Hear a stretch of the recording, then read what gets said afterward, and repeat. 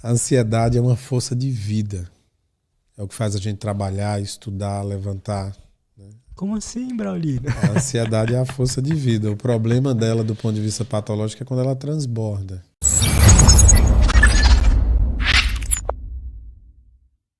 Como combater a ansiedade? A ansiedade é uma força de vida. É o que faz a gente trabalhar, estudar, levantar. Como assim, Braulino? A ansiedade é a força de vida. O problema dela, do ponto de vista patológico, é quando ela transborda. Ansiedade é excesso de energia, né? Do ponto de vista pelo olhar da neurofisiologia, os marcadores ansiosos são correntes elétricas que estão predominantes em espaços que não deveria estar com uma frequência mais alta, uma velocidade mais alta do que deveria. Tá?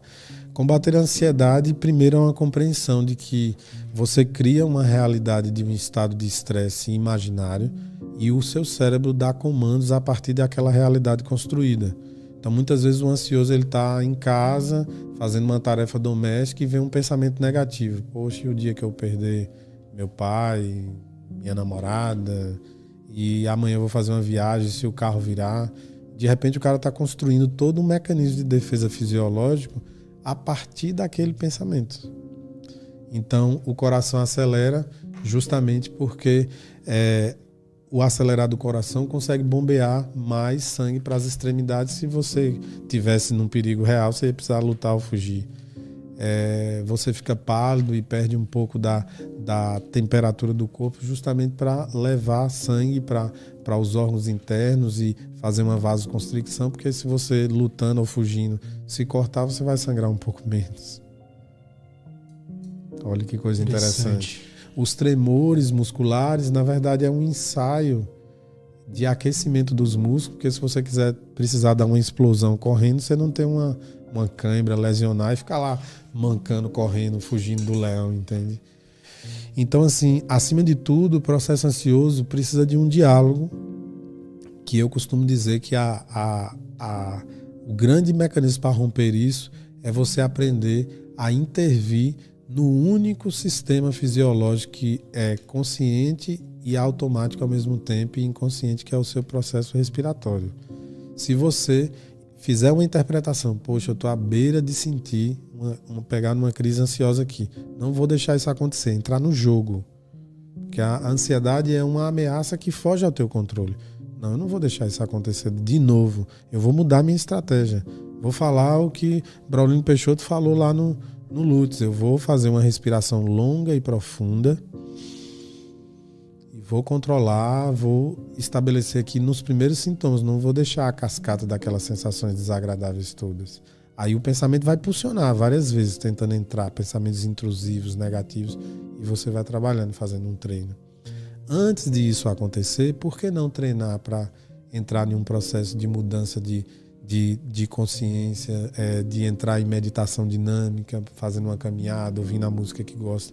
Todos esses treinos vão organizando os pensamentos para uma rotina e uma lógica saudável, que esses pensamentos intrusivos, negativos, eles costumam se afastar. Perfeito.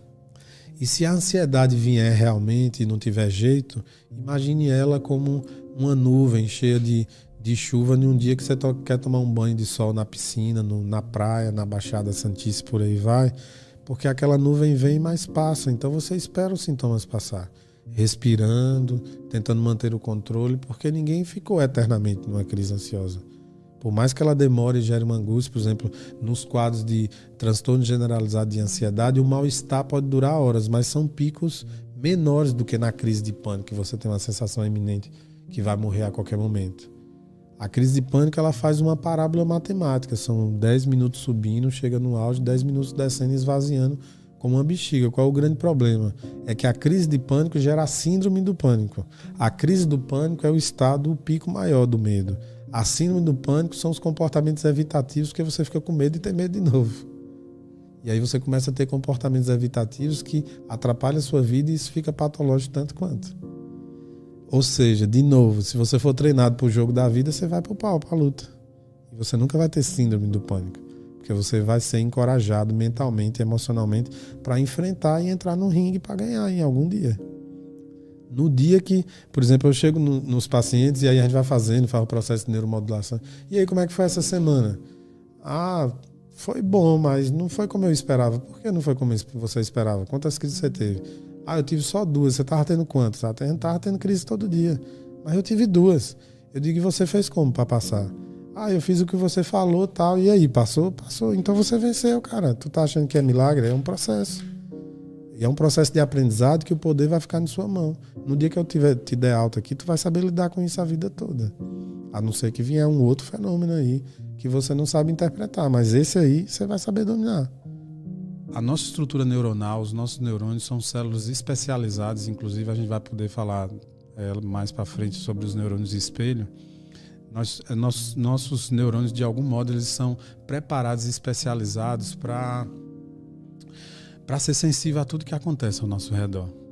E para ser sensível a tudo que acontece dentro da gente também. Como assim? Os nossos neurônios são sensíveis ao som, ao que a gente ouve. É sensível ao que a gente come. É sensível à emoção que a gente vive. É sensível à luz que nos ilumina. Então, é sensível ao calor do sol. Que eles reagem de alguma forma. Eles reagem de alguma forma a tudo que está acontecendo ao nosso redor. E não só a coisas que são palpáveis e visíveis, a questão tátil, as questões sensitivas, as questões gustativas. E os nossos neurônios, por exemplo, são especialistas em serem sensíveis a pensamentos. Isso é muito... E aí, nessa hora, eu recebo paciente no consultório, eu estou com muito pensamento negativo. Eles estão me atordoando todos os dias, eu não sei o que fazer. Eu estou me sentindo muito mal, porque eu estou pensando todo dia na morte da minha mãe. Eu amo minha mãe, eu não quero que minha mãe morra. Eu vou impactando a pessoa. E esse pensamento é seu? Como assim? Está na minha cabeça? Esse pensamento é seu? Mas como assim? Está na minha cabeça? É meu, não é? Está na minha cabeça. Não, esse pensamento pode não ser seu. Esse pensamento pode não ser seu. Nem todo pensamento que passa na nossa cabeça é nosso.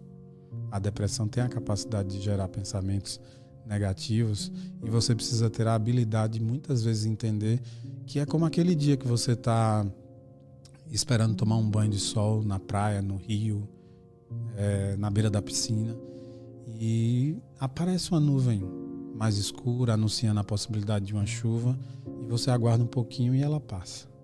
Pensamentos negativos, eles povoam o nosso cérebro, a nossa mente, mas eles podem passar.